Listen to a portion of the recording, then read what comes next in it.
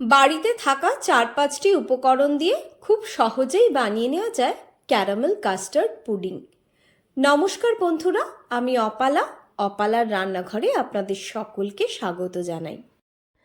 ভিডিওটা সম্পূর্ণ দেখার অনুরোধ রইল, আর ভালো লাগলে চ্যানেলটিকে সাবস্ক্রাইব করে সঙ্গে থাকার অনুরোধ রইল। প্রথমেই আমি ক্যারামেলটা বানিয়ে নেব। তার জন্য এখানে 1/4 কাপ চিনি নিয়ে নিয়েছি।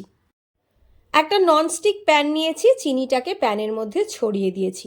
গ্যাসের ফ্লেমকে মিডিয়ামে রেখেছি। 3-4 মিনিট পর চিনিটা যখন এভাবে গলতে শুরু করবে, একটা স্প্যাচুলার সাহায্যে এটাকে মিক্স করে নিচ্ছি। চিনির কালারটা চেঞ্জ হয়ে যখন প্রচণ্ড ফেনা হবে এর মধ্যে, সেই মুহূর্তেই গ্যাসের ফ্লেমটাকে অফ করে দিতে হবে, নাহলে কিন্তু ক্যারামেলের স্বাদটা তেতো হয়ে যায়। ক্যারামেলটাকে এবার একটা 6 ইঞ্চ বাই 3 ইঞ্চ কেক টিনের মধ্যে আমি ঢেলে নিচ্ছি। এবার ক্যারামেলটাকে একটুখানি স্প্রেড করে নিচ্ছি পুরো বেসটার মধ্যে। 450 ml দুধ নিয়ে নিয়েছি, অর্থাৎ 2 কাপের চেয়ে একটু কম। দুধটাকে একটা প্যানের মধ্যে আমি ঢেলে নিচ্ছি। দুধটাকে এবার হালকা গরম করে নিচ্ছি। এর মধ্যে 1/4 কাপ চিনি দিয়ে দিলাম মিষ্টির জন্য। আপনারা আপনাদের স্বাদ অনুযায়ী দেবেন, তবে আমার মনে হয় 1/4 কাপটা কিন্তু perfect. 2 table spoon vanilla custard powder দিয়ে দিলাম। গ্যাসের ফ্লেমকে লো টু মিডিয়ামে রেখে কাস্টার্ড পাউডারটা খুব ভালোভাবে মিক্স করে নিলাম দুধের সঙ্গে। যখন দুধটা একটু এইভাবে ঘন হয়ে যাবে দেখবেন, তখন গ্যাসের ফ্লেমটাকে অফ করে দিতে হবে।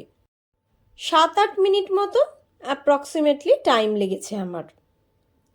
এখানে 2টো ডিম নিয়ে নিয়েছি।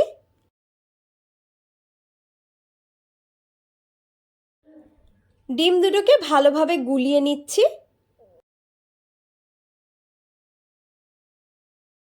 এবার যে দুধ আর কাস্টার্ডের মিক্সচারটা বানিয়ে রেখেছিলাম, সেটা একটা ছাঁকনির সাহায্যে ছেঁকে এই ডিমের মধ্যে আমি দিয়ে দিলাম।